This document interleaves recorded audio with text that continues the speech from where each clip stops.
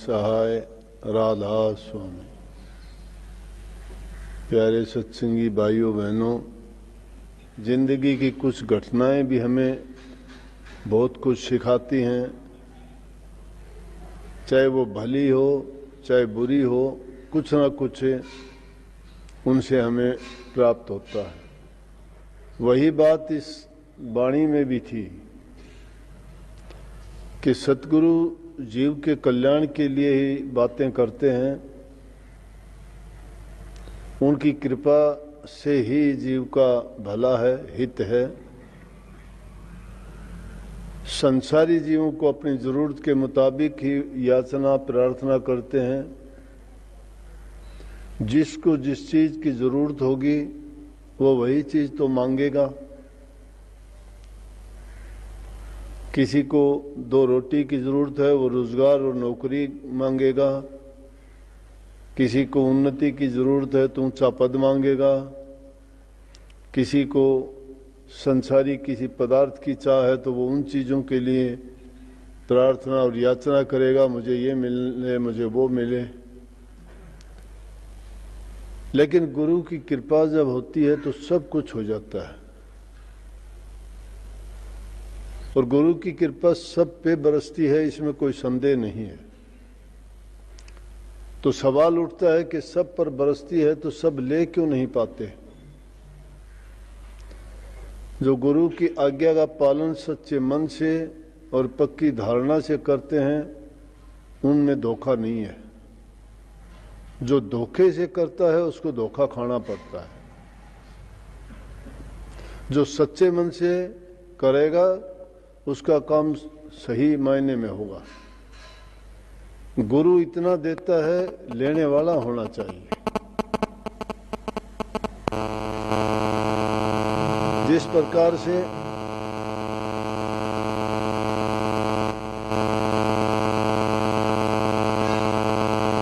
गुरु की शरण में जाके हम बुराइयों को छोड़ देते हैं,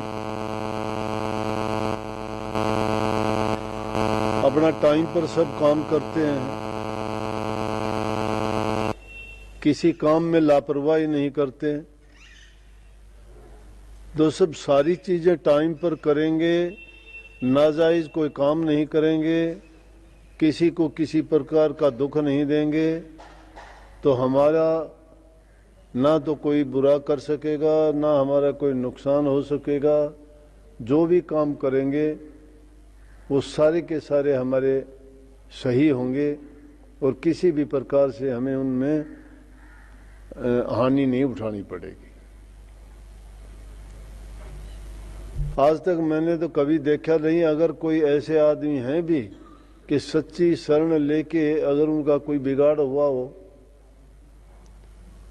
उनका बिगाड़ हो ही नहीं सकता। बिगाड़ उनका होता है जो मन में धोखा कपट रख के काम करते हैं। मन का कपट अगर दूर कर ले, सच्चाई के साथ बरते, तो उनका जो बुरा होगा वो भी वो अच्छा मानते हैं। उनका इसलिए बुरा नहीं होता क्योंकि वो उस मालिक की जो रजा है उसको समझते हैं। सत्संगी जब हो जाते हैं तो उनको वो ज्ञान इसीलिए वो काम करता है जिस प्रकार से प्रकाश काम करता है।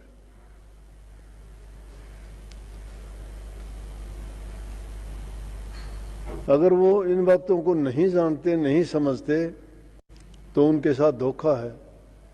लेकिन जब उनको सच्चाई का पता लग गया, जो भी कोई बात होती है, काम होता है, जैसा भी समय गुजरता है,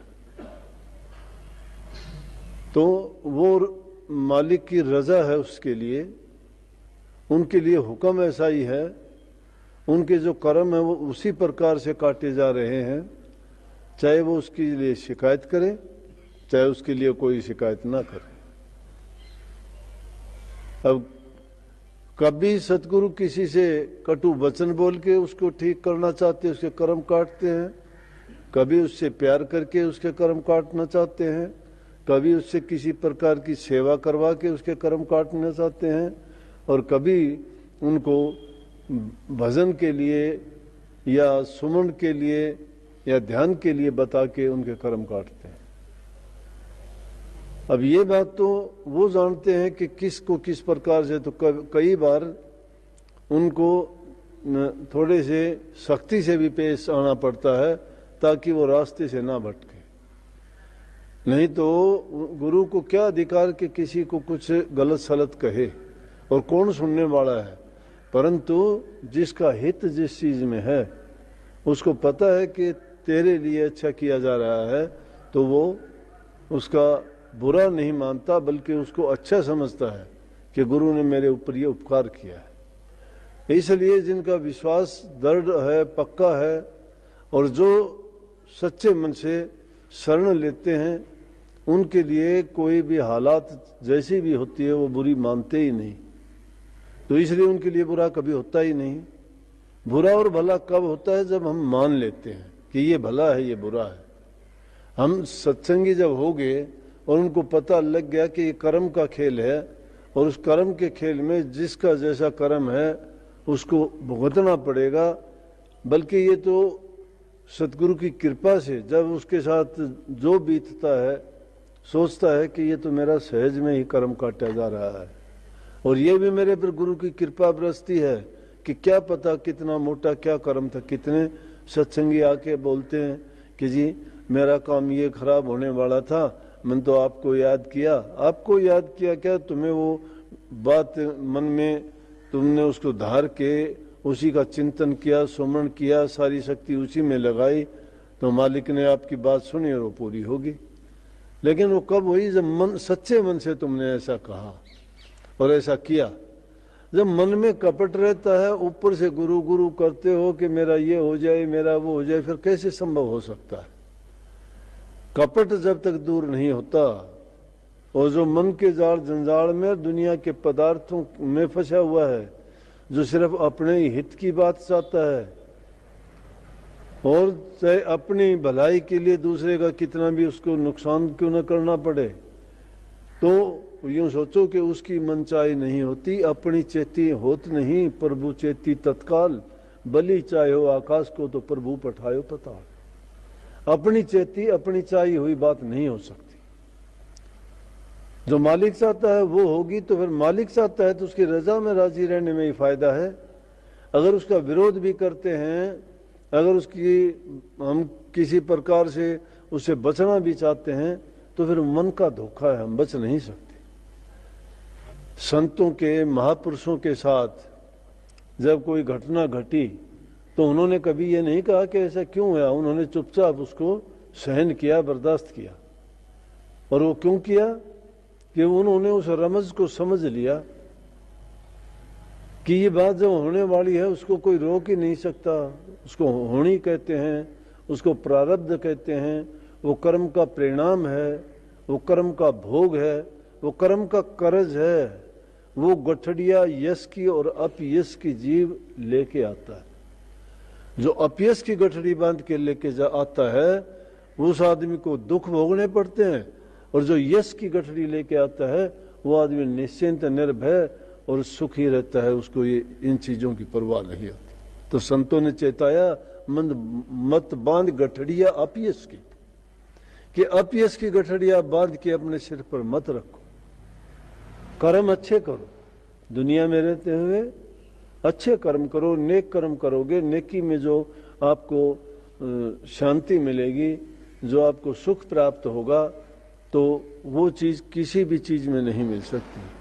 चाहे सुख को प्राप्त करने के लिए दुनिया भर का कितना भी धन दौलत जो तुम्हें खुशी नहीं दे सकता, और उस खुशी के लिए कितना भी दे दो तब भी खुशी नहीं मिलती।